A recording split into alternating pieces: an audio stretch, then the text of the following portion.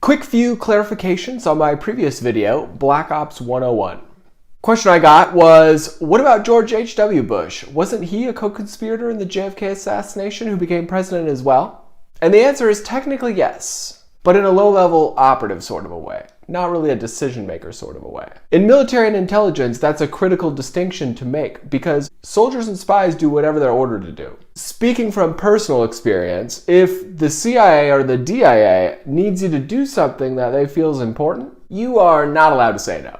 And JFK would have been assassinated with or without George Bush's involvement. So I don't count him as a primary co-conspirator in that particular case. But don't worry everyone, we got an entire video worth of material on that little vampire coming up soon.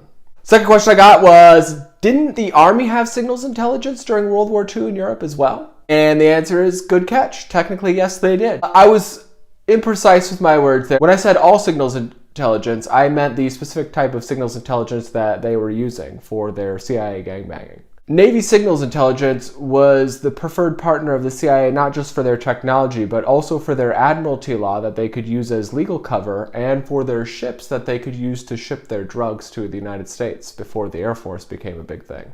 Planes weren't really used much till later on.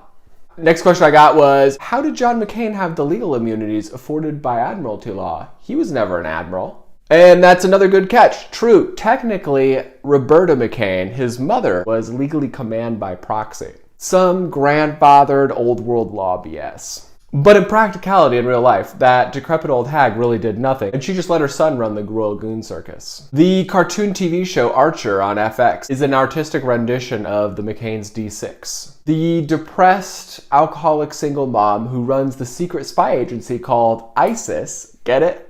Hidden in a laundromat, get it? Staffed with robber baroners and secret Nazi scientists. And lets her outrageously reckless son just run wild.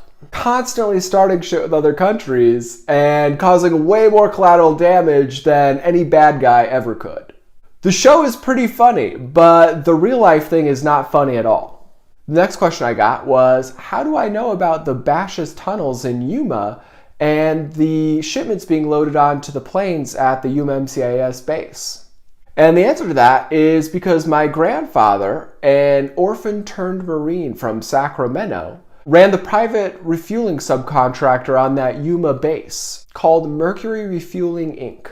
You can look it up. And I have family that grew up in close proximity to some of those Basha goons. It really wasn't a secret to anyone around them that they are heroin and human traffickers. Everyone's just scared of them because they like to use flamboyant displays of violence to make examples of their enemies. Similar to the Mexican drug cartels. Check out the TV commercial this guy did and tell me he isn't the gangster I say he is. People want to get their groceries close to home.